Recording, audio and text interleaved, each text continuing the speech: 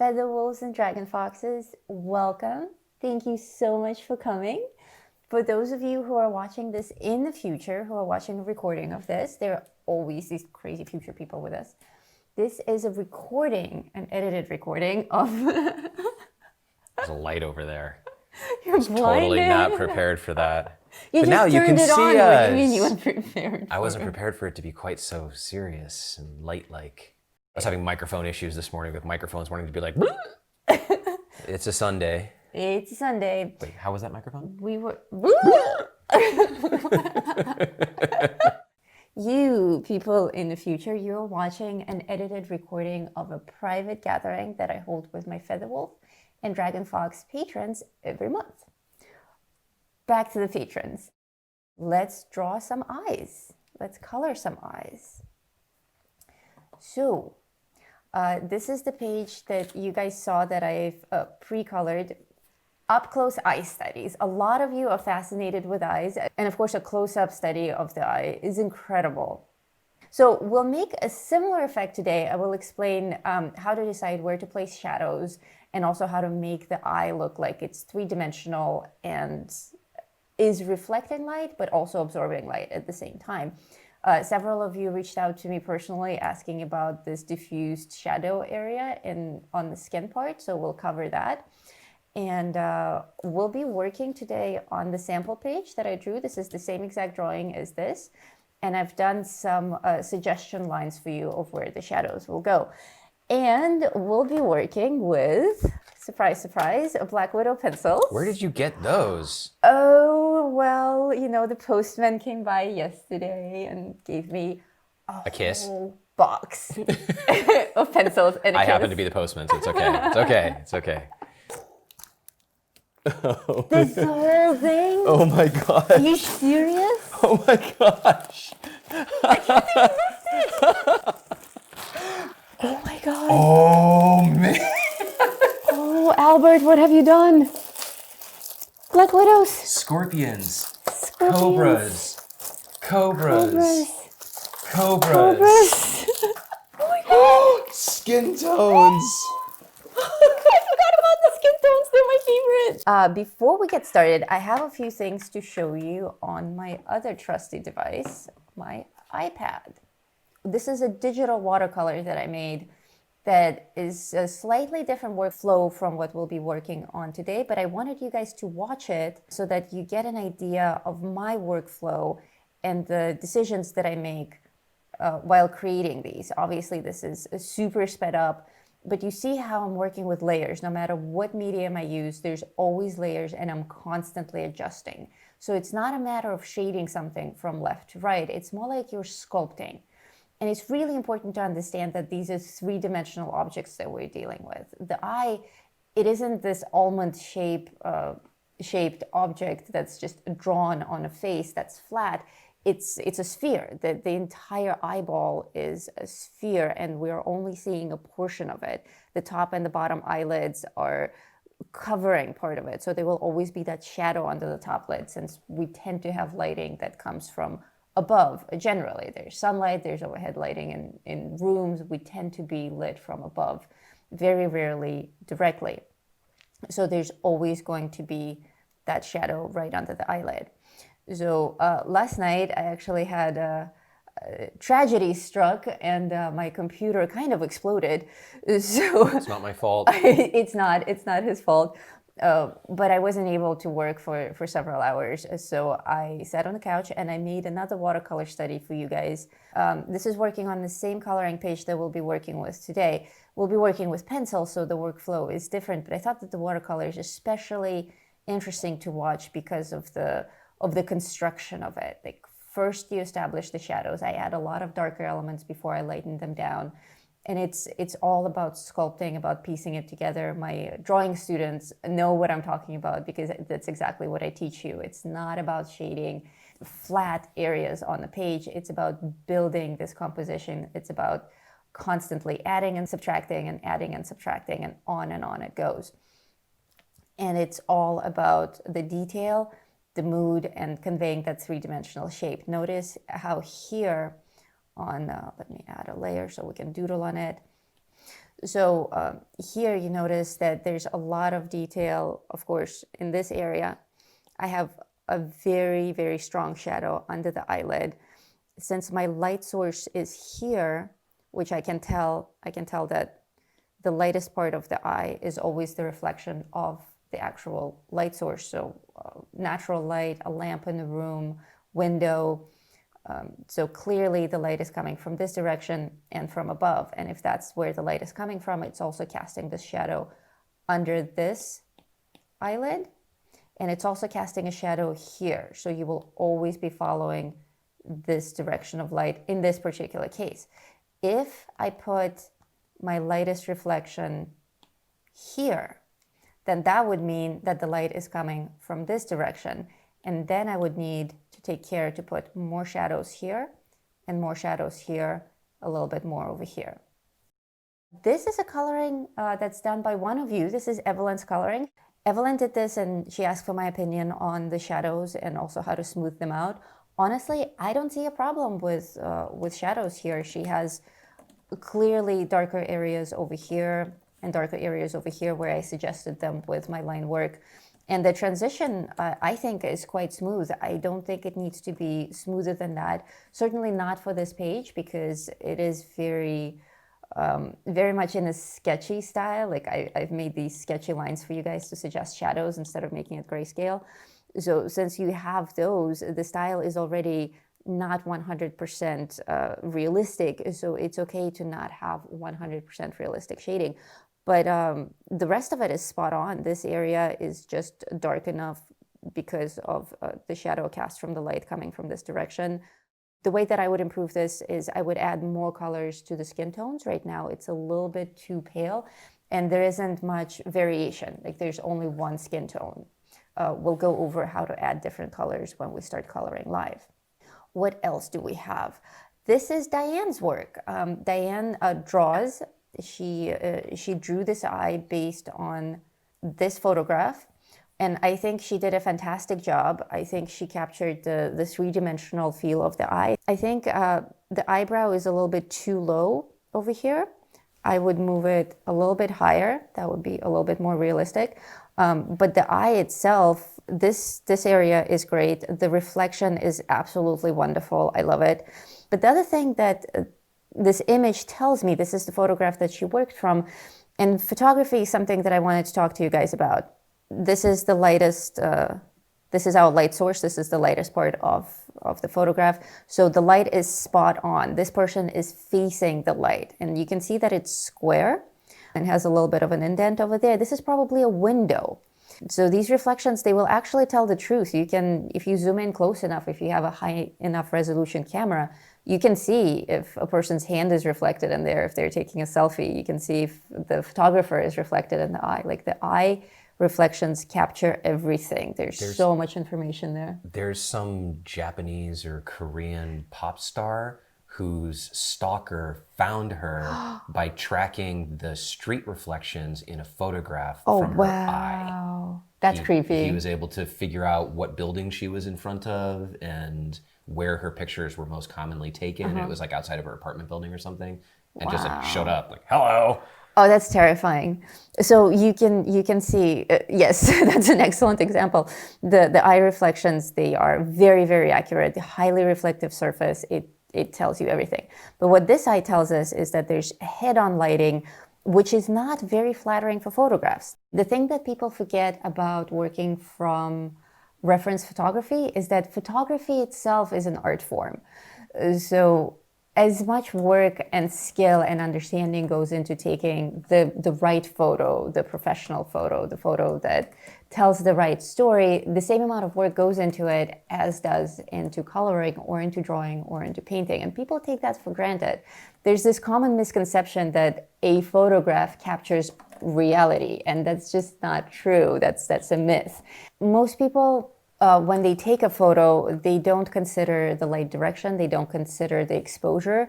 This photo is obviously of a very beautiful subject, but the lighting is not flattering. This is overexposed. There isn't enough shadow to really convey the angles and the curves. For instance, if the light was coming more from the side here, we could have had a very beautiful shadow over here, really showing the depth that this woman has between her eyebrow and her eyelid. And it would also cast a really beautiful shadow over here. It would cast a gorgeous shadow on the side of the eye. We would probably see some eyelashes reflected over here, and this part would be more lit. That would be a much more interesting composition that would come across as, wow, that's a gorgeous eye. Whereas this is not to offend Diane, but the photo itself is quite boring, despite the subject being gorgeous. In this photograph, the lighting is also mostly head-on, but a little bit from the side. It's not strong enough to create overexposure in this picture, so there's still a lot of definition. Here we have very beautiful shadows in this area. Over here, under the eye, she's wearing very little makeup. This is mostly her natural skin tone and the actual shadows around her eye. So this is a much more flattering photo, even though it doesn't have dramatic lighting, because you don't necessarily want that. Here you have natural light. This over here is actually the horizon, and we can see that there's dirt on the ground and there's the blue sky behind her, above the ground. So even though the eye itself is brown, which we can clearly see from this photo, there's actual blue in it as well, and that's the blue from the sky. And the light that's reflecting in the eye, that's the actual direction from the sun. So this person is illuminated by natural sunlight, not directly onto the face. You have your lightest spots over here, which suggests that the light is coming from this direction and slightly from above, because it is in fact sunlight, and we can see that it's daytime. Therefore, we can assume that the sun is above the horizon, quite significantly above the horizon. Some things to consider when you are coloring eyes, when you're painting eyes: do the research, look at photography, and decide for yourself. Back to this watercolor that I did here. Where's the light source? The light source is coming from this direction. We can tell that by the very well-defined light. And of course, we have the reflections of the eyelashes because the light is passing through them. This entire side of the eyeball is darker. That's another thing that people often take for granted, because the whites of the eye are, well, white, as the name suggests. People just automatically paint them white. But because the eyeball is actually about this big in there, and we're only seeing a portion of it, this is in fact a sphere. So when the light hits it, we're getting a lot of light over here, and we're getting a lot of shadow over here because it is a spherical object. So if we were to consider the actual size of the eyeball and how the light would affect it, see how dark this part of the circle is, and that is exactly the shadow that we're getting in this area over here. So it's a completely different color. It's almost a solid brown, almost as brown as the skin tone.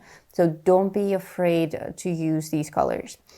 So working with my Black Widow set, I will start with a brown color that I really like. This is Negra. And this is, I'm only using the skin tone sets today, actually, the dark and the light. The thing to remember about the skin tone sets, just because they are dark and light doesn't mean that you only need to use this box to create dark skin tones and you only need to use this box to create the light skin tones. They're just darker shades and lighter shades, but you do really need both of them for any skin tone that you're creating. So the darker set has a lot of browns, which we absolutely need for any kind of skin tone coloring. And the lighter set has a lot of peaches and creams and even yellows.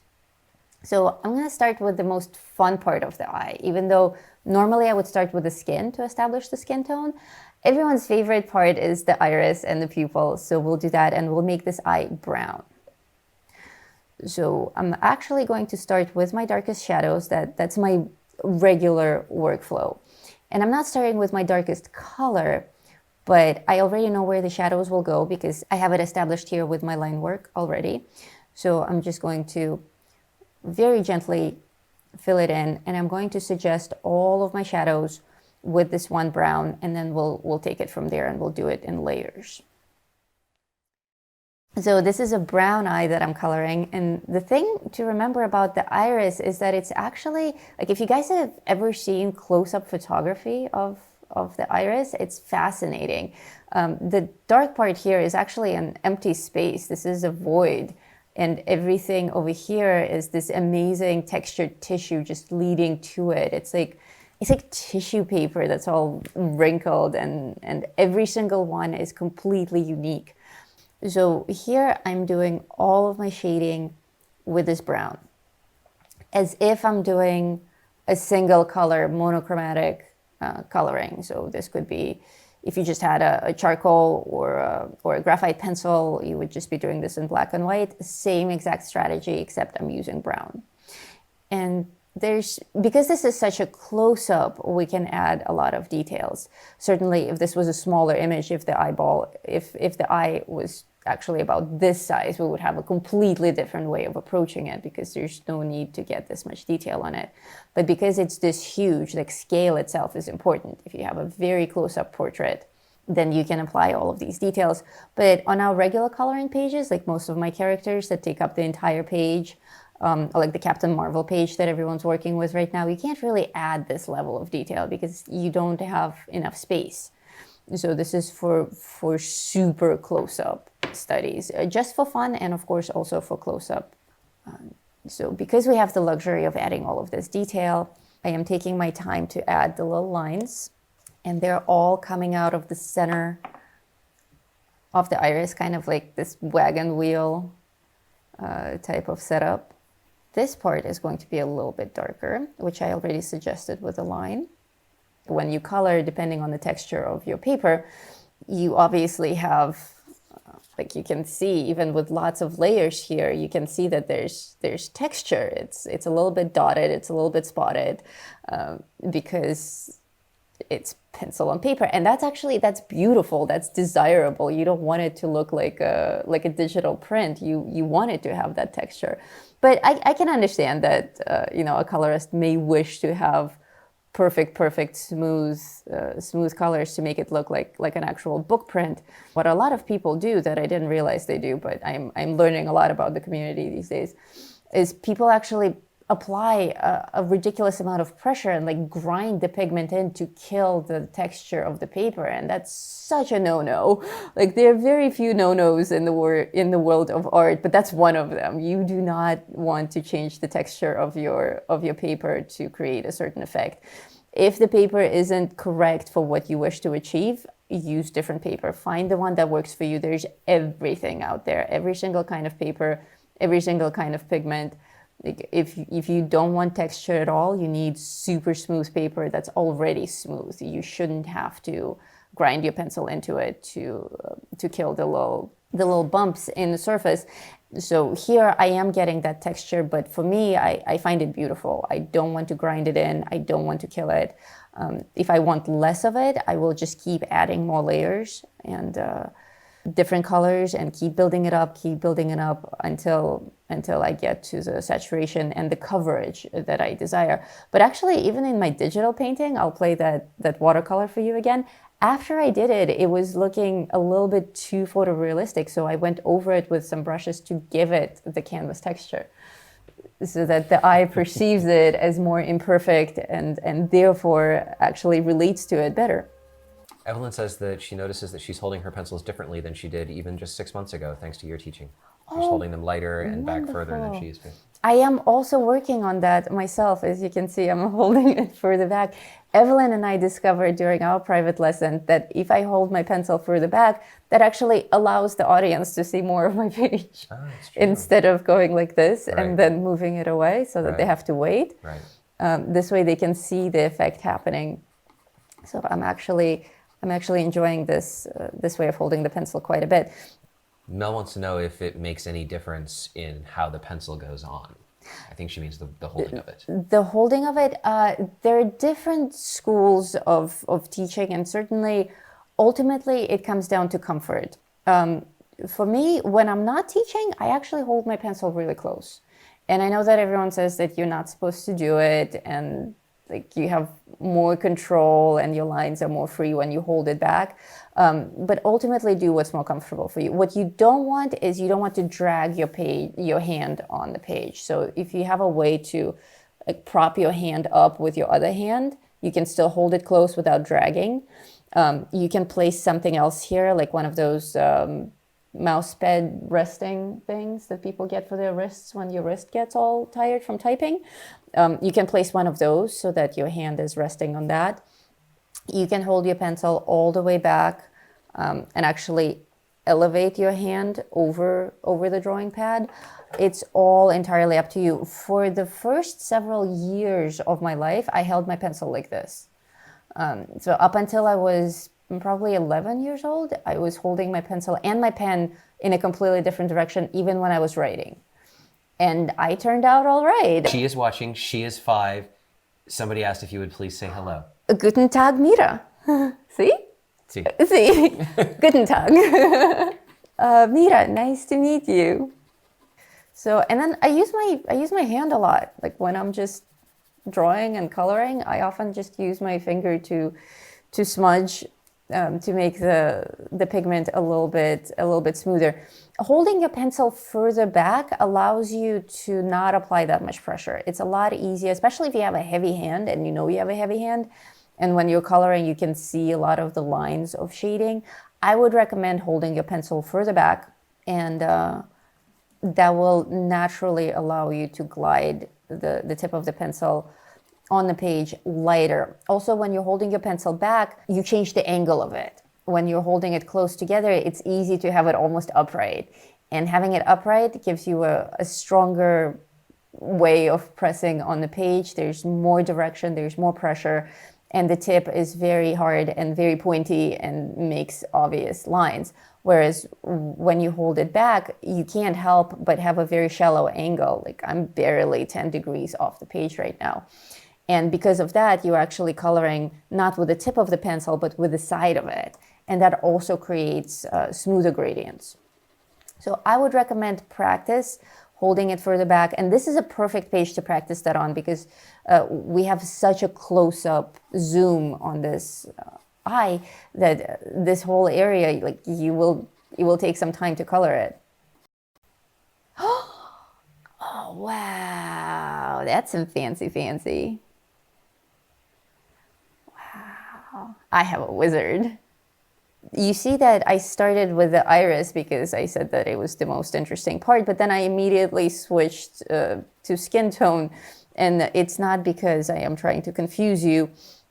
It's because that's my workflow, and that's how I recommend you guys work as well. If you start with your first color, which is brown, I would do all of the shading with brown, because if you divide your painting into parts, like I will do the iris first and then I will do the eyelid second, often you will have this mismatch not only in color but in light direction.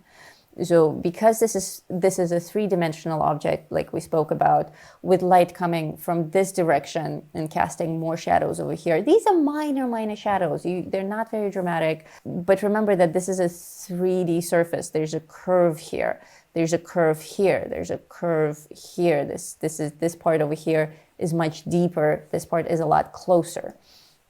So we have to convey that 3D feel of it. It's not just about almond shape line over the eye. And I think that's a huge part of the confusion, is that when colorists see something like this close up, they're like, oh, there's always this bow over the eye, but you don't really stop to think of what that bow is.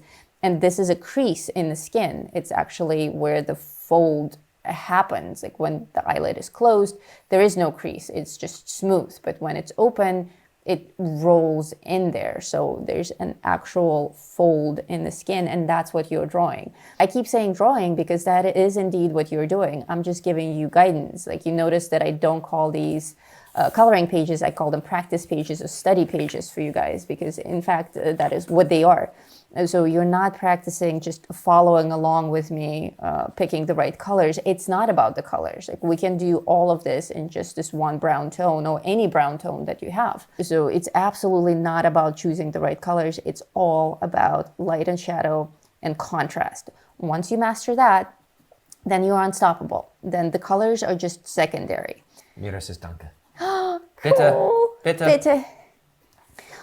So that is more than enough for the first step, for the first color. Again, the color that I used is Negra from the Black Widow dark skin tone set, but there are a ton of other dark colors that will work. This cinnamon is a beautiful color. I will also take that. There's something dark brown in here that looks interesting to me. Don't know what that is, but it looks like fun. This looks like fun. This is literally how I choose pencils. I just look at what I have and I'm like, what looks like something that I might use? And a lot of people in my public live streams are often asking for a color list, especially before the show, so that they can follow along. And I'm like, I don't do that. I don't mean it to come across as rude or offensive or anything like that. The reason that I don't do color lists, color charts, is because that's not how my mind works. I pick my colors on the fly. But also, again, you guys see that color is absolutely secondary. The trick to creating these illusions isn't in picking the right colors. It's in establishing light and shadow and then working with whatever colors you have to make it work so that it's pleasant to you. Maybe you don't like this skin tone. Maybe you don't like this color of the iris. Maybe you want this to be a blue eye. That's perfectly fine. After what I teach you today, you can apply all the same strategies and make your eye blue. So it totally doesn't matter which colors, but it does matter where you add darker colors and lighter colors. So now I'm working with a color called Mud. This is a dark brown, and I'm adding it over my shadows to build up the shadows that are much darker. So again, we don't start with the darkest, we start with something in the mid-tones. So whatever you have. I think the other reason I don't like doing the color list is also it assumes that everyone has everything that I have, and that's not a cool thing to assume. Like, I now have a lifetime worth of Black Widow pencils.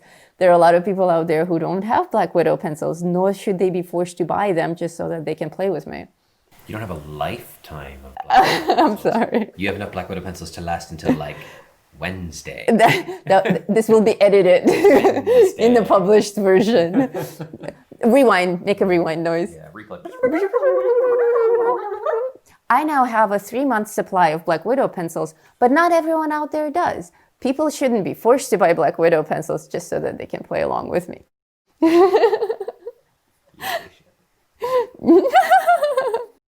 I have my trusty white charcoal, which I did not start with, but I will add it now just so that I protect this area of the eye that will be the lightest. You can start with it.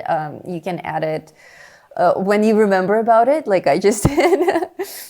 It's perfectly fine. You can also use white pencils or white paint if you have watercolor that's white, or acrylics that are white. You can also use that. So I'm going to add white to this part over here. That's the whites of the eye, but I will actually color over it as the coloring continues. This part of the eye, there's some things in art that are universal. There are 2 elements on the eye that are constantly the darkest and the lightest. The pupil, the black part of the eye, will always be pure black. Or the darkest black. You may have a sheen over the whole thing, but it will be the absolute darkest part of the eye, and we will use pure black on it as we continue. And the reflection, the main reflection of the main light will always be the purest white that you encounter on this whole composition, nothing else.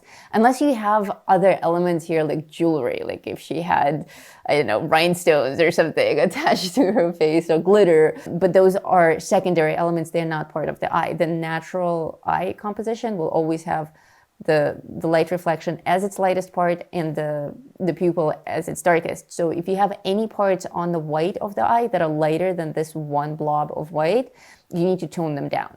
So that's also something to keep in mind. So now I'm adding a slightly more auburn kind of a brown. This is cinnamon from the Black Widow set.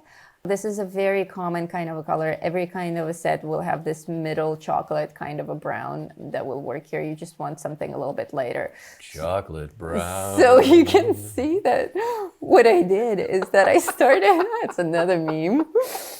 That's my job on the show. Do you guys remember the chocolate rain guy? He was Tays on day. So what I'm doing here, what you've probably picked up on, is that I'm only working with brown and white so far. And already you can see that the eye is starting to look more realistic, more three-dimensional, just because I'm using tan paper and I'm adding darker browns for the shadows and I'm adding lighter tones for the lighter parts. And already it's starting to look like a Renaissance sketch or something, you know, like the underpainting that you get to see on X-rays of old masterpieces. And that's what you want to establish before you go on to any kind of realistic skin tone coloring. And also notice the amount of brown that I'm using. I started with a relatively dark brown, but not crazy dark. And then I added a little bit deeper brown over here to give it just a little bit more volume. And now I'm using a slightly lighter brown. So it may seem like it's all the same kind of brown, but having these three different stages, like middle, slightly lighter, slightly darker, the brain picks up on the difference. Like there is a little bit more volume here. There's a little bit more depth. This shadow is already dark enough for the brain to start seeing that this is a three-dimensional object. This can't be broken down into rules. I can't tell you, start from here and keep creating a dark gradient until you get to this area. No, you look at it and you assess it. You're constantly assessing it. Use your reference photography or your life model. Just make sure that the lighting remains consistent if you're working with life models. And keep building. Like this is more like sculpting. You're constantly building up your layers. You're constantly adjusting as this is happening.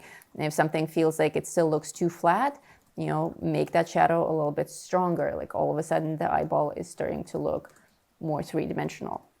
So I think we've added enough brown here. We may adjust it later. Now I want something that's a little bit more yellowish. There's always this golden undertone to light colored skin. And I think most of it comes from the actual light, like especially if the person's outside, like sunshine is actually golden yellow. So when we have natural light, and if you have those golden yellow, orange tones that are visible in your skin, that you can recreate in a photograph without killing the colors and the exposure, then that actually comes across as more pleasant. Our brain naturally perceives warm tones as more happy and cold tones as more depressing. And I know a lot of people out there are going, but I love blue and I love purple. Blue generally makes me happy.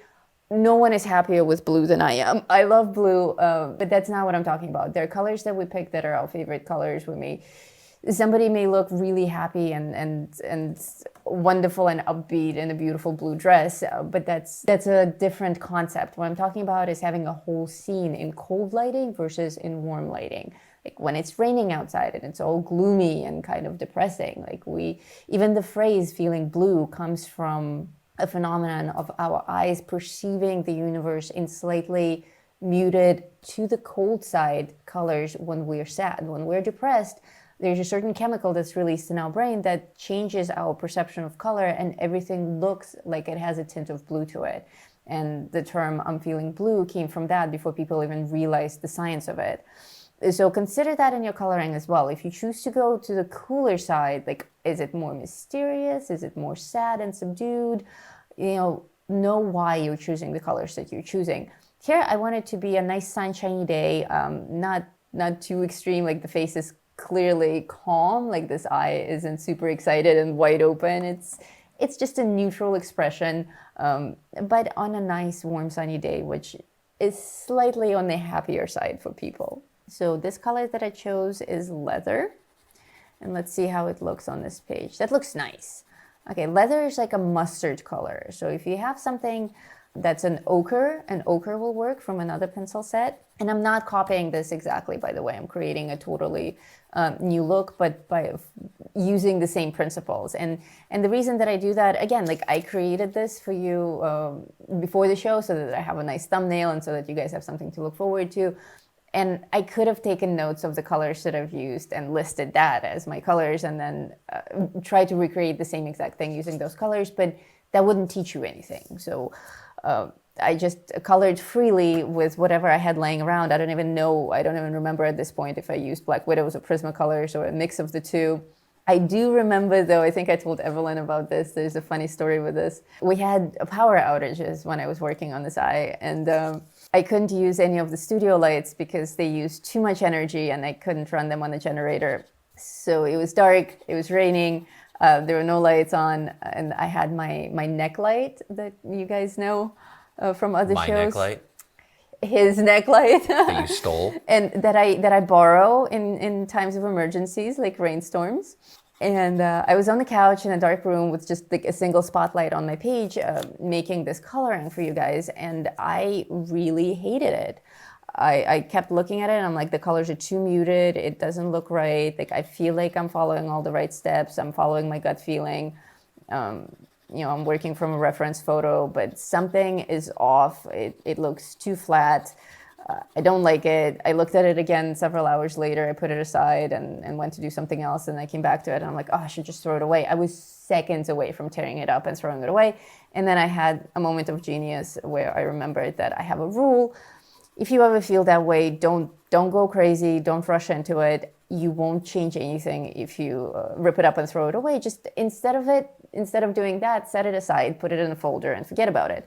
So that's what I did. I just put it in a folder and I looked at it the next day in daylight and it looked perfectly fine. Everything was exactly where I wanted to place it. And I realized that it was just a matter of lighting. So consider that as well when you're judging your own work. Like perhaps you're just not having a good day altogether. You'll be super critical of everything that you've done. So assess your own state of mind, assess your own situation. Are you stressed out? If you are, you will not be able to give yourself compliments. You will not be able to productively assess what you've done or assess your progress. And this is another thing that my students and I are talking about now. We're talking more about how to judge your own work, how to assess something. What I tell my students to do is to tell me if they feel like they've come closer to their goal. So I think that's important with every type of coloring, with every type of drawing. What is your goal? Is your goal to create smoother gradients over here? That's a great goal. How smooth? Find something that references that exactly. Find photography, find art, other people's colorings. Find a colorist who you admire. And that's a goal that you can chase. I want my gradients to look exactly like so-and-so's gradients.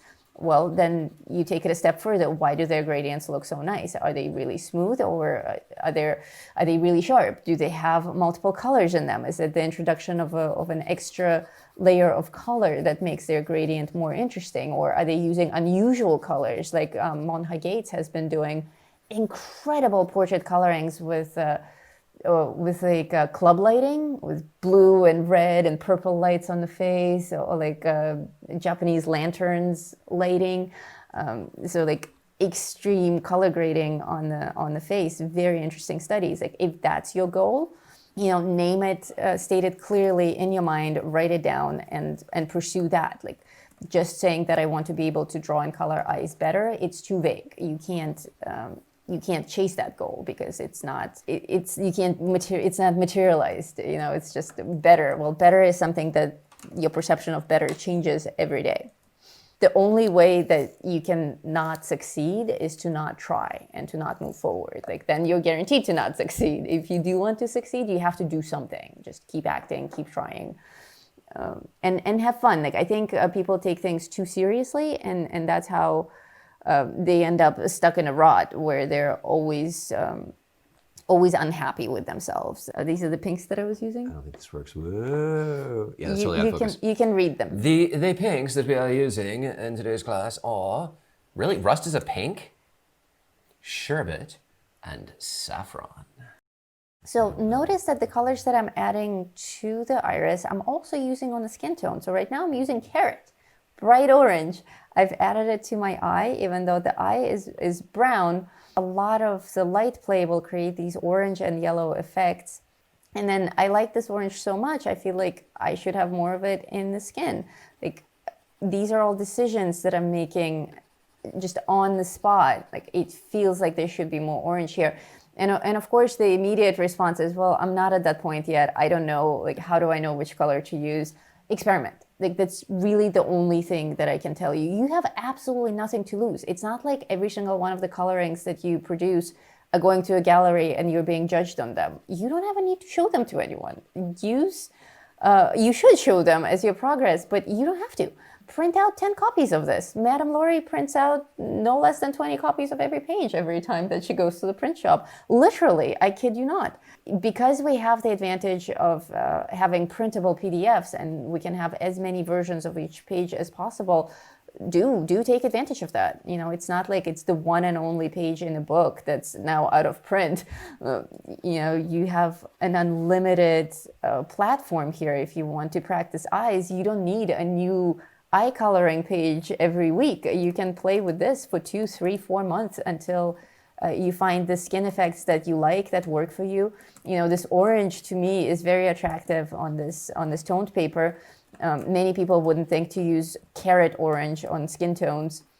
You know, we tend to try to match, you know, you look at your own skin tone and you try to match just that color in this one pixel of skin, and that it doesn't apply. Like even looking at my hand, look at it with the directional lighting, the color over here is almost white, but if you just take a segment in this area, this is really, really dark gray brown.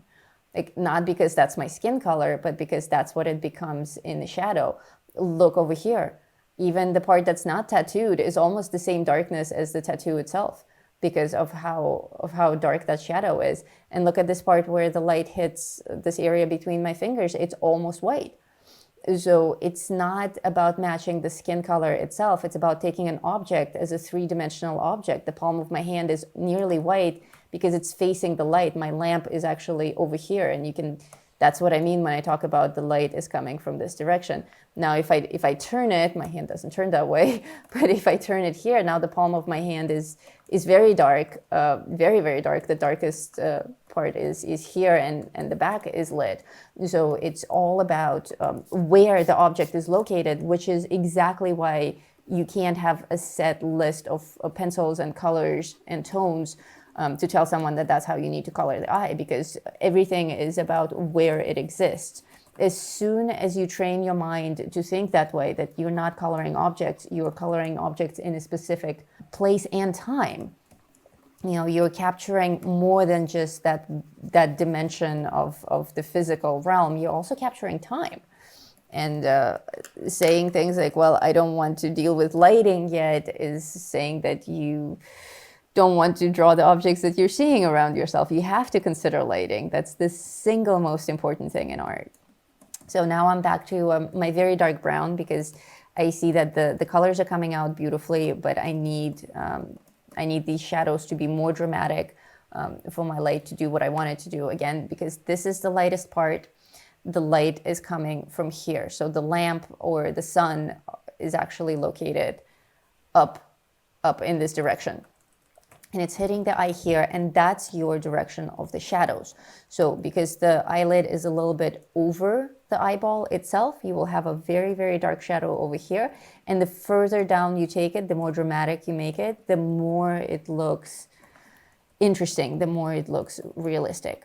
And of course, following this same direction, we'll have a slight shadow over here, not a lot, but a little bit, and darker over here because that's the shadow from the eyelashes. So the eyelashes I'm approaching the same way as everything else. For now, they're skin toned. And then I will decide if I want them to be perfectly black or just really dark brown. And also these eyelashes on the bottom here, each of them will have a nice little shadow. But there's so many of them that the brain can't process each shadow perfectly. So they don't actually have to match. I just kind of casually add random strokes over here to suggest that the bottom eyelashes are casting shadows, but I'm not. Like here, I'm making it exactly where it belongs because here it's obvious. There's only 3 of them, so each of them will have a correct shadow. But in this whole mess of eyelashes over here, you can't possibly process all that information. So just adding random shadows is more than enough. Obviously, the study of light and shadow on the face is a very complicated one, and one that takes years to master, so we can't possibly cover it all in one class, which is why I create these practice pages for you guys with suggestions of where line and shadow go. But do you see how it's a shadow that actually follows through? It's the continuation of this shadow over here. Here we get, this part is from the eyelid, but the longer, the smoother, wider shadow on this side of the eyeball, and the shadow that continues down over here, they're the shadows cast by the eyebrow, because the eyebrow comes out a little bit further, and there's this indent on this part of the skin, and since the light is coming from above, we get this whole shadow over here, and over here is actually from the eyebrow. And here's a little bit from the lower eyelid as well. And of course, because the eyeball is in fact a ball, this kind of a circular motion of shading suggests how it's set in this round eye socket. And this shadow over here is from the eyelashes. So it's a little bit darker over here as well. And I'm going to use this very dark brown. This is mud, by the way. This is my darkest brown so far. I'm also going to use it to enhance this little crease over here. And a little bit of an outline. More shadows over here. You know, I can teach you all the theory that I know, but nothing teaches more than actually making the mistake yourself and feeling its effects. You know, if you try a certain effect with watercolor on a type of paper that you haven't tried before and it completely ruins your page, you will remember that experience forever. Okay, so these lines over here that I have suggested for you in the drawing, these are reflections of the eyelashes. And this will only work in this scenario with the light coming from above and from this direction. So it's coming through the eyelashes, casting the shadows or the reflections onto the iris. Obviously, if your lightest part is over here, like if the white blob was over here, we wouldn't have these lines. So you would just have the rest of the brown colored, but you wouldn't have these lines. The only reason that they're there is because the light is coming from here, and the reason that we know that is because of where the white is positioned. So these are all things that you need to keep in mind. That's another thing that I see in eye coloring and eye drawing very often, is people just place these random pretty effects all over the place, but they don't fit. Like the brain doesn't connect it with that's a reflection. And even though, like, don't underestimate how your brain works, even though you may not know all the technique and all the theory consciously, your brain does know it, and that's how we respond to art, and that's how we respond to photos. You know, sometimes you look at something and you're like, well, that's obviously lopsided, that's obviously not realistic, but we can't say why. Like, we don't know how to explain in words why, but our brain knows. So I always use black as one of my last colors after I've already established all the other shadows, and I use it very lightly just to bring down the shade of certain colors that are already established. And I use it freely here on the pupil because, like we talked about in the beginning of the show, the pupil is always the darkest part of the eye. And of course here, where I'm enhancing my shadows on the iris and on the eyeball, I am also using black. And I will use black a little bit over here on the outline. So I like to add actual blue to the whites of the eye. And I add it here in the shadows. You don't want your eye to come across as if it's actually blue in color, but most shadows are a little bit blue naturally, and on the eye it's especially evident. So I like to add blue after I've already established my shadows with brown, just a little bit. And again, it becomes this kind of a muddy color. You don't want it to be straight up blue. The secret to all of this shading is very, very light pressure. I am barely touching the page, and the patience of adding these layers over and over and over. Like, I'm touching very lightly and I keep going over the layers. And also my lines are very close together. Like when I'm shading, I'm not going done. Like this part over here could have been done with just a few strokes, but I took the time to layer it. I took the time to shade it smoothly. The more you go over a certain area with smaller movements, this is why people always advocate the little circles thing, because with the little circles you can't go big. It locks you down in that tiny muscle movement. So now I'm using pinks, and I'm going through just the different pinks that I have, and I'm trying them all on the page itself. So again, don't just blindly follow my colors, because some of these don't even need to be here. Some of them are here only because I am trying them out to see if they work, and some of them are not needed at all. Like I tried a lighter pink earlier and it made absolutely no difference on this page, so I switched to a different one. So here I'm doing, like, everything's already done. I can actually stop at any point right now and it will be a successful coloring of an eye. But I keep balancing things, as you can see, like bringing us back to the question of how do you decide? How do you decide? You just let go. You just let go and you go with your gut feeling and you reference your photo or your life image. And for me, I'm looking at it right now and I think it just feels like I should have more, and I'm yet to color the eyelashes with black, by the way, so there's still that to do. But I feel like this whole part of the eye over here, where you have the corner and the eyelash, and you have this curve of the eyelid, it should be darker. Maybe because there's eyeshadow also applied here, because that's what I do. That's how I apply eyeshadow. So I think I would apply it a little bit to this eye as well. And to me, this just looks more attractive with this corner looking darker. You don't need it. Like, your eye may have different lighting, it may have different makeup, but the way that I'm deciding what to do is I know that I want this area to be darker, and I'm looking at the colors that I already have laying down over here. Mine is the green that somebody brought me. Your eyes are green. But the colors, that's true. But the colors that I already have laying around, and I'm looking at those and I'm thinking, well, what can I add from this collection of stuff that I've already used to build this scene to enhance a certain element of it? Like, how do I make this darker? Well, I have 3 dark browns and a black, all of which I can add here to make this this shadow a little bit darker. So I'll try a brown. If it works, fine. If it's making enough of a difference, I'll keep working with this. I ended up going with mud. That's the one that we use for the shadow over here. And if it looks like it's making no difference at all, or not the difference that you would like for it to make, you switch to a different pencil and see if that works. So I'm back to my yellow. This is Starburst. I feel like I need the eye to pop a little bit more, and I will also add a little bit of this yellow just here and there to the skin, no more than that. Okay, now back to black for our eyelashes. That color is Sunburst? That color was Sunburst, yes, from the skin tone set. Yellow, lemon yellow, chartreuse yellow, all those yellows will work. Notice that on this one, and just on this one, every eye is different, again, depending on where the light is coming from.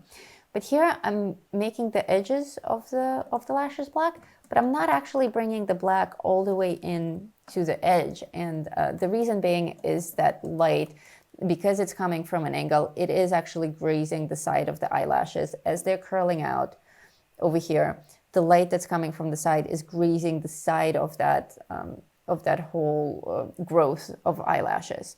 So you do have a little bit of a lighter outline here, not a lot, just enough to suggest that there is this curvy shape coming out to the side. But the rest of the eyelashes are perfectly black because I believe that they have mascara on them. Even though it's such a small fragment of the face, we can already tell just from the shadows around the eye of the type of face this is, the type of expression that this person has, all just through these gradients over here.